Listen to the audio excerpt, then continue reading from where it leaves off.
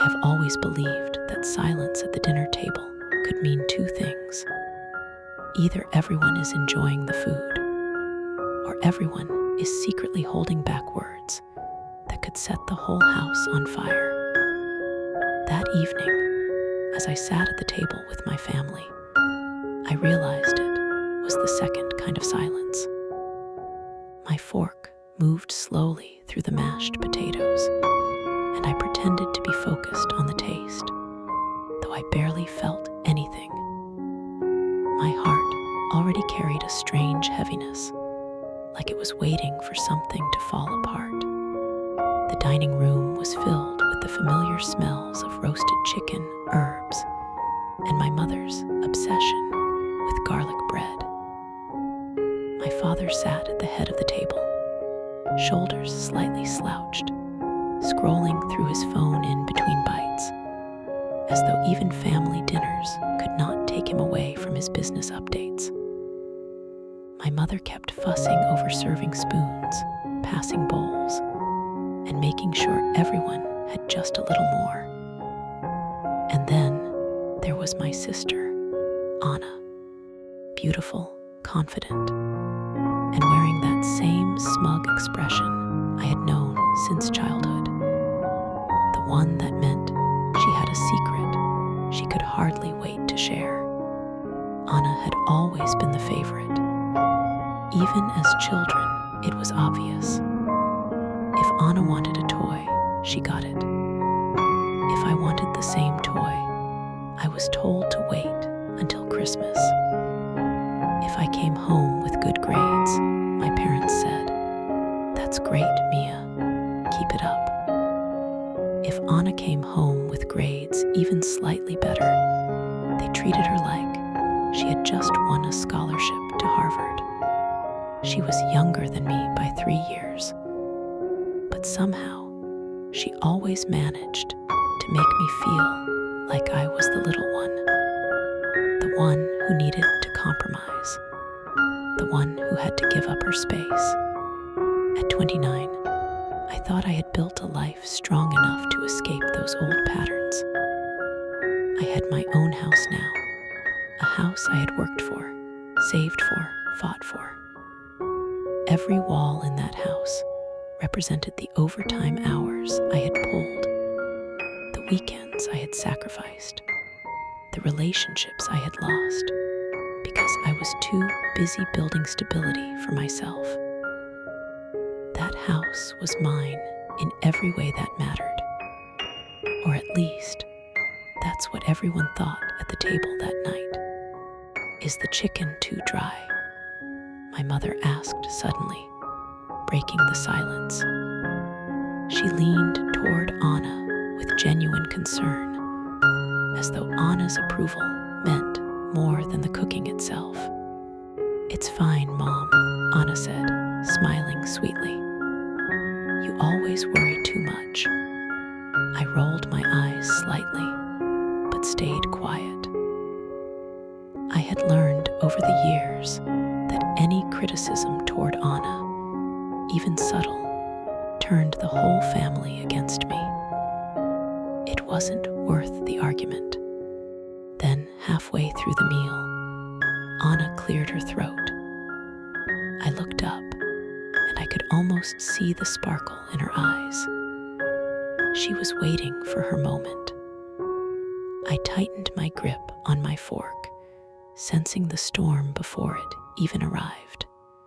She placed her fork down gently on her plate, wiped her mouth with the napkin like she was about to make a toast, and then spoke with a voice full of confidence. "Mia," she said, "David and I have decided that we'll be moving in with you." For a moment, the words didn't make sense. My brain needed time to process them. "Move in with me?" I blinked, waiting for her to laugh, to admit it was a joke. But no one laughed, not even David. He sat there, nodding with a proud grin, as though this announcement was the best idea anyone had ever had. "Excuse me," I finally asked, my voice sharper than I intended. "You heard me," Anna replied smoothly. "We've been talking about it for weeks. It just makes sense. Your house is huge, and you live there all by yourself. You won't even notice us. We'll take one of the spare rooms until we buy our own place. It's temporary." "Temporary," I repeated, my chest tightening. Since when was this discussed? Nobody asked me anything. "Oh, Mia, don't make it sound so dramatic," my mother cut in before Anna could answer. Her tone was soft, but firm, the same tone she used when she thought I was being unreasonable. "Your sister needs your support right now. This is what family does. And you're single, with so much space. It's only fair to share it." Fair, that word hit me like a slap. Was it fair when Anna got everything she wanted growing up, and I was told to be patient? Was it fair when she made mistakes, and I was expected to fix them? My jaw clenched as I looked around the table, hoping my father would speak up. He didn't. He just kept chewing his food, eyes still half on his phone. Anna smirked. "See, Mom and Dad agree. It's settled then. We'll start moving things in next week." That smile of hers, the one that carried arrogance and victory, pulled me straight back into childhood memories. I remembered the time she ruined my favorite dress by spilling paint on it, then blamed me for leaving it where it didn't belong.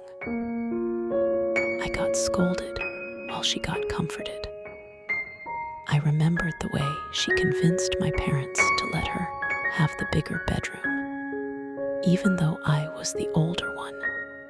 I remembered Christmas mornings when she unwrapped the exact things I had asked for, while I sat there with second choices. And now, here she was, still taking what was mine, still expecting me to sit quietly and let her. I wanted to explode. I wanted to slam my hands on the table and shout, "No, this is not your house. It's not even your decision to make." But something inside me told me to stay calm. I took a slow breath, forcing a smile to hide the fire burning in my chest. "Interesting," I said softly, picking up my glass of water. "You've really thought this through, haven't you?" Anna tilted her head, studying me like she couldn't decide if I was agreeing or mocking her. "Of course we have. It's the best solution for everyone. Everyone. In her world, everyone always meant her." My mother reached over and touched my arm gently, like she was trying to coax me into submission. "You'll see, Mia. It will be lovely having family around. You won't feel so lonely anymore." Lonely, another slap. As if being single at 29 made me some poor soul desperate for company. As if my independence was something shameful. I bit my tongue, swallowing all the words I wanted to throw back. The conversation drifted into logistics. Anna and David discussed which room they would take, how they could turn the second guest room into a small office, and even which wall they might repaint. My mother nodded along enthusiastically, and my father remained silent, his only contribution being the occasional grunt. It was like I wasn't even at the table anymore, like my house, my life, had been signed away without me. But what they didn't know, what none of them had any idea about,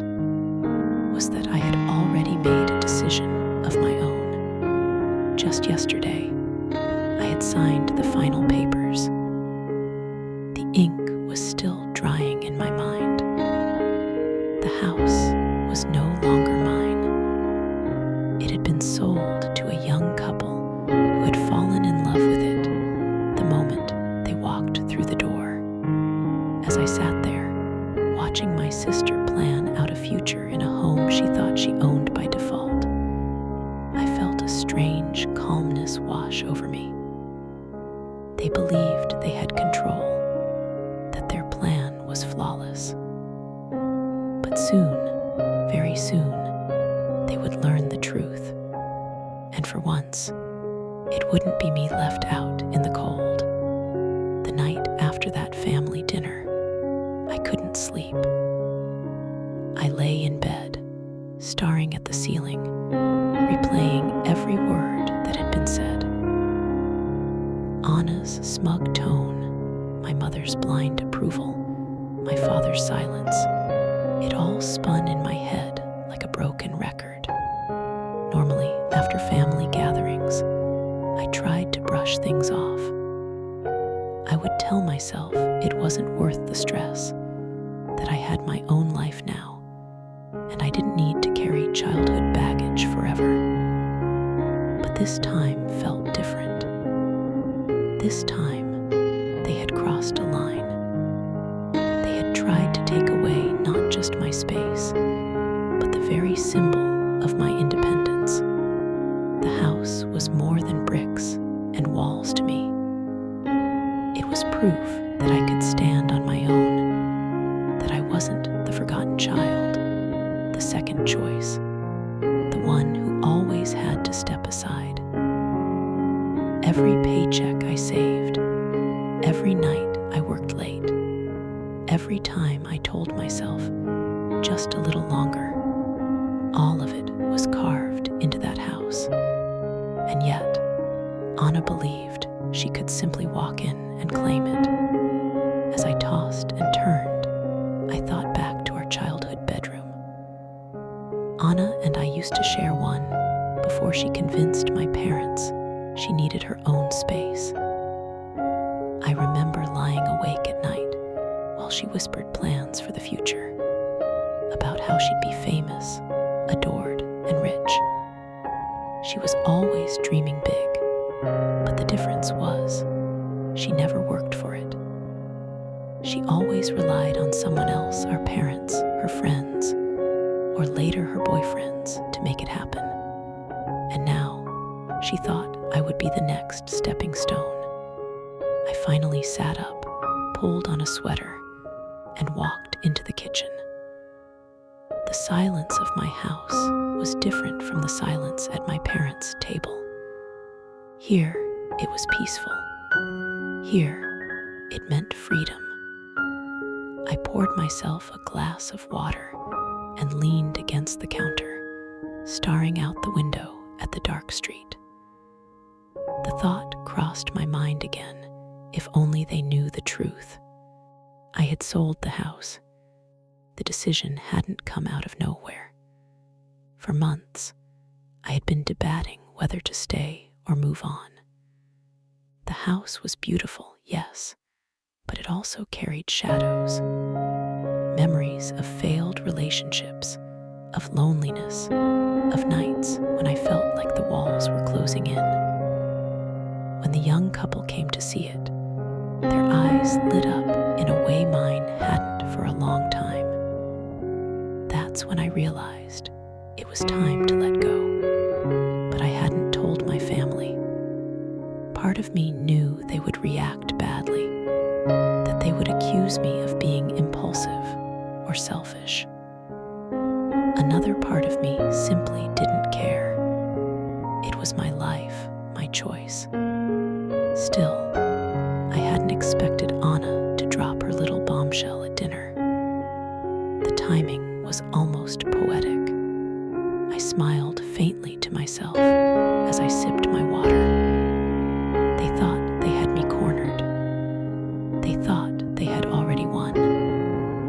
But in just a few days, when the new owners moved in, the look on Anna's face would be priceless. priceless. The next morning, I woke up with a renewed sense of determination.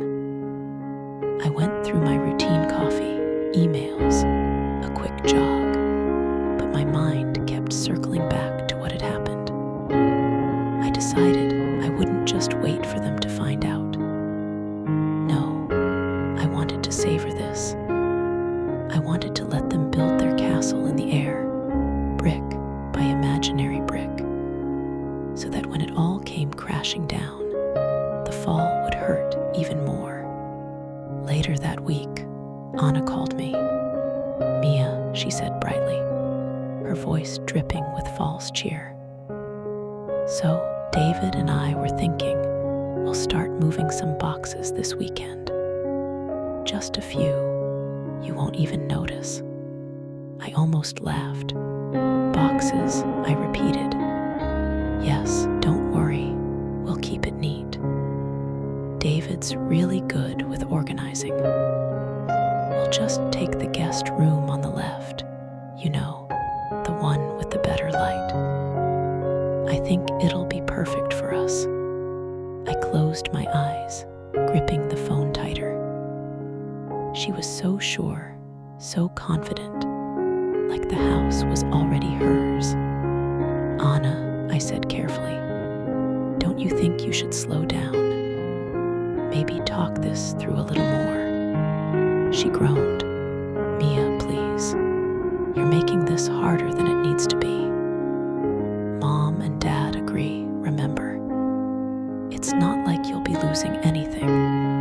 You'll actually gain company. It'll be fun." Fun. The word made me want to throw the phone across the room.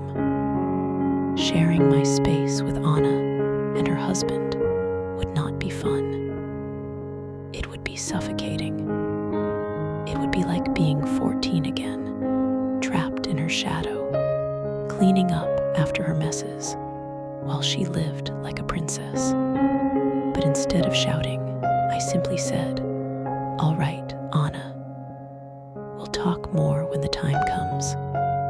She didn't notice the edge in my voice. "Perfect," she chirped. "I'll see you soon then."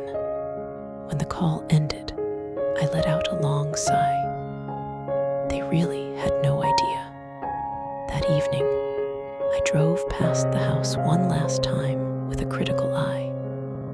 Soon, it wouldn't belong to me, and I wanted to commit every detail to memory. The brick pathway I had laid by hand, the porch swing I had painted on a summer afternoon, the little garden out back where I had tried and failed to grow tomatoes.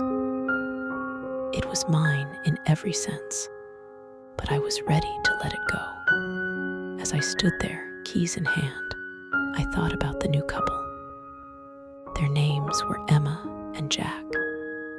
They were newlyweds, full of energy, full of dreams.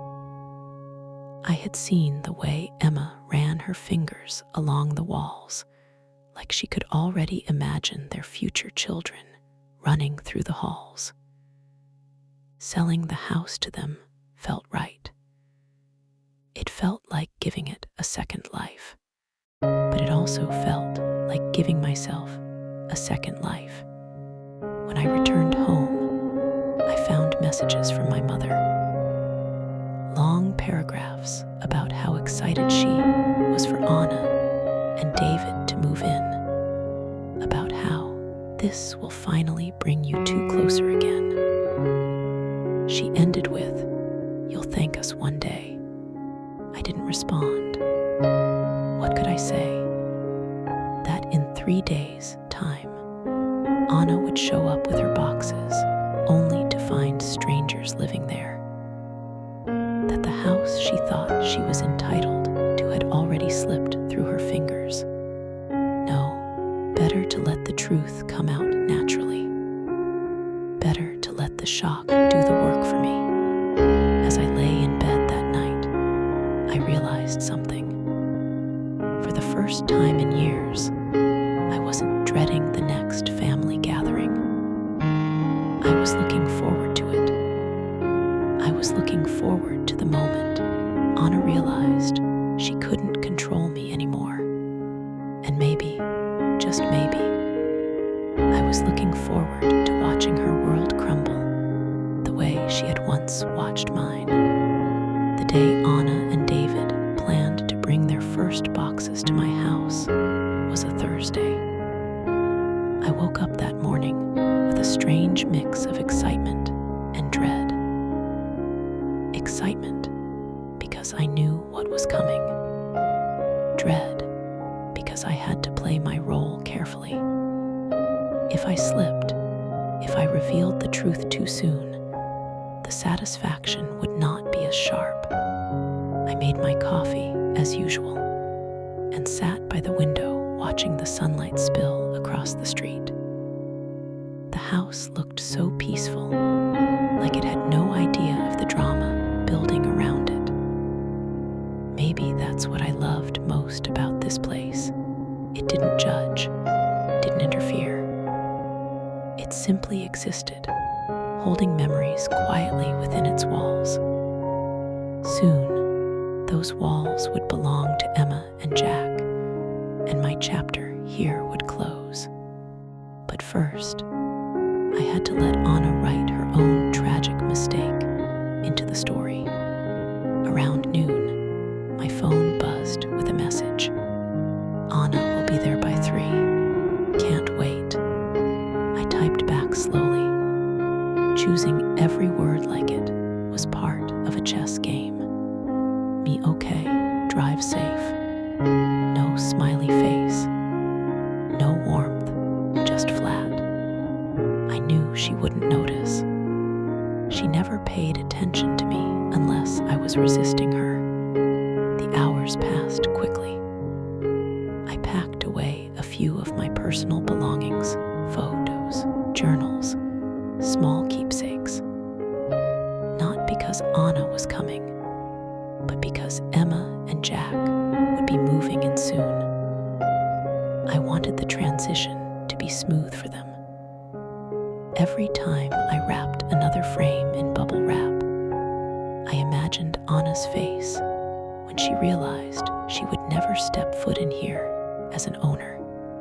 By 2:45, I heard the sound of a car pulling into the driveway. I peeked through the blinds and saw Anna and David step out, their car stuffed with boxes. David looked annoyed, carrying the heavier ones, while Anna stood with her sunglasses on, barking instructions. She had always been good at telling others what to do while lifting nothing herself. I opened the door just as they approached, painting a neutral smile on my face. Mia, Anna sang out, her voice higher than usual. We're here. I see that, I said softly, stepping aside. Come in. They carried the first box inside. Anna looking around like a queen, inspecting her new castle. It feels so cozy already, she said. David, put that one down in the guest room to the left. That's the one with better light, remember? David grunted, but obeyed. I leaned against the wall, watching. My heart was steady, almost unnaturally calm. This was it. The stage was set.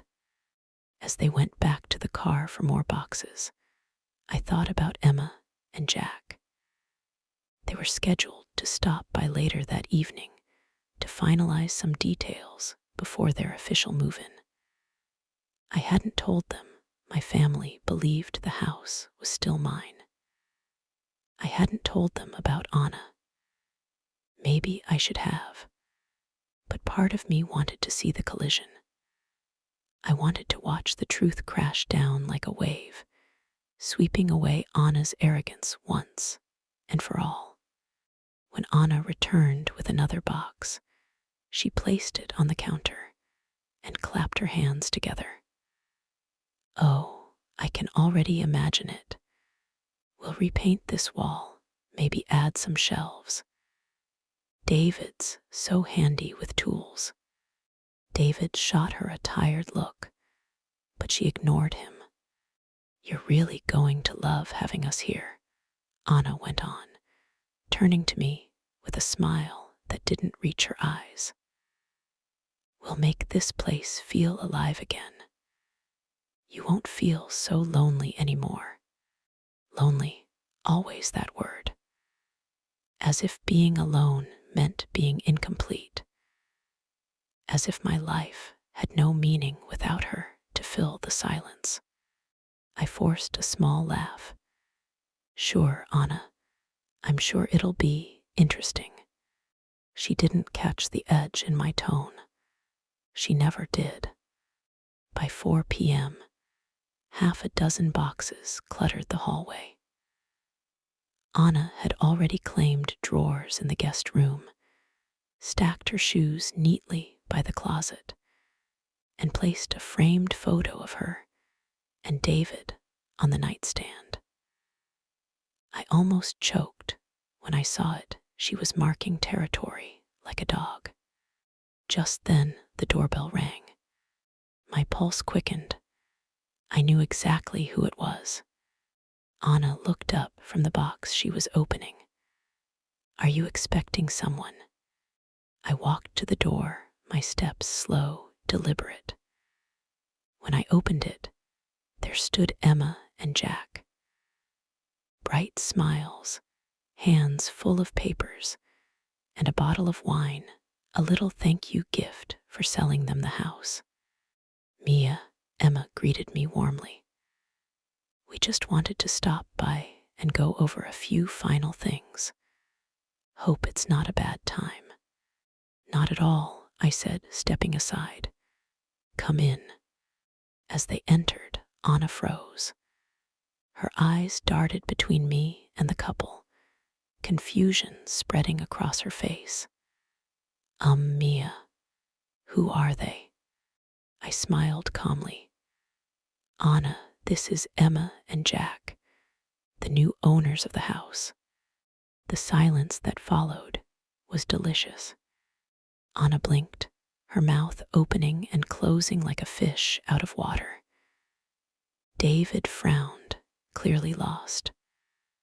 Wait, what? He asked. Emma extended her hand politely. We're so excited. We just love this house. Thank you again, Mia, for making it happen. Anna's face turned red. What do you mean, new owners?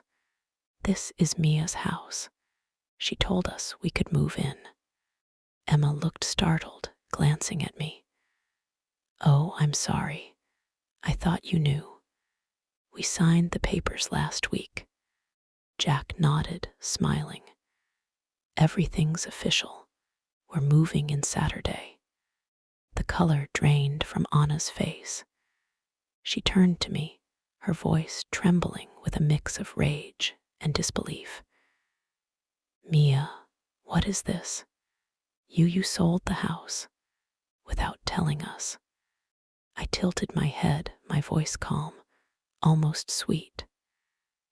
I didn't realize I needed your permission. Her hands shook as she gestured toward the boxes. But we've already started moving in. You let us bring our things here. You let me believe. I cut her off, my smile never fading. Yes, I let you believe. Just like all those years I believed I mattered as much as you. Just like all those times you took what was mine because you thought you deserved it more. How does it feel, Anna, to have the rug pulled out from under you? David muttered something under his breath, clearly embarrassed, while Emma and Jack stood awkwardly, unsure whether to leave or stay. Anna's face twisted with fury. You're insane, she hissed. You planned this. You wanted to humiliate me. I didn't deny it. I didn't need to. The truth was written all over my calm face. At that moment, I felt lighter than I had in years. For once, I wasn't the one being left behind. For once, it was Anna standing in the ruins of her own arrogance. And it was only the beginning. The silence after my words was thick, almost suffocating. Anna stood in the middle of the living room, surrounded by her half-opened boxes, her face pale and trembling. David shifted uncomfortably beside her, clearly wishing he could sink into the floor. Emma and Jack exchanged worried glances, whispering softly to each other. The tension was so sharp, it felt like glass ready to shatter. Anna finally broke it. "You," her voice cracked, then rose into a near scream. "You did this on purpose. You wanted me to look like a fool in front of everyone." I folded my arms across my chest, leaning against the wall with deliberate calm. "You managed that all on your own, Anna." Her mouth dropped open, eyes blazing. "How dare you? I'm your sister. We're supposed to support each other. And instead she gestured wildly at Emma and Jack, at the papers in their hands, at the house itself. "You betrayed me." I laughed softly, a sound that startled even me. "Betrayal. That's rich coming from you. Do you remember when we were kids and you convinced Mom and Dad to give you the bigger bedroom, even though I was older? Do you remember ruining my things, stealing my friends, twisting every story until I was the villain and you were the victim? You've been taking from me your entire life. This time, you tried to take the one thing I built for myself. But not anymore." Anna's face flushed crimson, and for a moment, I thought she might actually slap me. Her hands balled into fists, shaking at her sides. David reached out to steady her, but she shoved him away. Emma cleared her throat gently, her voice soft but firm. Maybe we should come back later." "No," I said quickly, keeping my eyes on Anna. "Stay. This is your house now. You have every right to be here." Anna let out a bitter laugh, her eyes glassy. "Listen to you, acting like you're some kind of mastermind. You think this is revenge. You think this makes you better than me." I took a step closer, lowering my voice so only she could hear. "No, Anna, this doesn't make me better. It just makes us even." Her jaw clenched, tears spilling down her cheeks despite the fury in her eyes. She hated showing weakness, hated letting anyone see her cry. But the cracks were there, and I saw them widening with every second. David finally spoke, his tone tired and defeated. "Anna, maybe we should just go. This isn't our place anymore." She spun on him, shrieking. "You knew about this, didn't you? You knew she sold it." He raised his hands defensively. "I didn't know anything. Stop blaming me for once in your life." The words hit her harder than mine ever could. For a split second, she looked utterly lost, like the ground had vanished beneath her feet. Her eyes darted back to me, full of rage and pain. "You'll regret this, Mia," she spat. "I swear you'll regret it." I shook my head slowly. "No, Anna. The only thing I regret is not standing up to you sooner." She grabbed one of the boxes from the floor, and stormed toward the door, nearly tripping over it in her haste. David sighed, muttered an apology to Emma and Jack, and followed her out. The slam of the door rattled the windows, leaving behind a heavy silence. For a long moment, nobody moved. Then Emma placed a gentle hand on my arm. "Are you okay?" I exhaled, the breath shaking as it left me. "Yes," I said, almost surprised at how true it felt. "For the first time in a long time, I am." Jack gave me a sympathetic look. Families can be complicated. Thank you for standing up for us. You were a little scared there. I smiled faintly. Don't worry. You too will make this house yours. It deserves people who will love it, not people who just want to claim it. They nodded, grateful. And after a few more words about logistics, they left as well, promising to return Saturday with their moving truck. When the door finally clicked shut, I was alone again, truly alone. I walked through the house slowly, touching the walls, the furniture, the memories. Every corner told a story: laughter, tears, sleepless nights, quiet mornings. This chapter of my life was ending, but I wasn't sad. I felt lighter, stronger, free. In the kitchen, I found one of Anna's forgotten boxes. She had left it behind in her rush. I opened it out of curiosity. Inside were clothes, makeup, and on top, a framed picture of us as children. 2 little girls with matching dresses, smiling at the camera before the years had turned us into rivals. For a moment, my chest tightened. I remembered the nights when we whispered secrets under the covers, when we shared candy, when we promised we'd always be best friends. I wondered where that version of us had gone. I placed the frame gently back in the box and closed it. Some things weren't meant to be fixed. That night, I sat on the porch swing, listening to the crickets. The stars were bright, the air cool against my skin. For the first time in years, I felt at peace. My family might never forgive me. Anna might never look at me without hate again. But that was okay. I wasn't living for their approval anymore. I was living for me. And as the swing creaked softly beneath me, I smiled to myself, whispering into the night, "This is my revenge, and it's enough."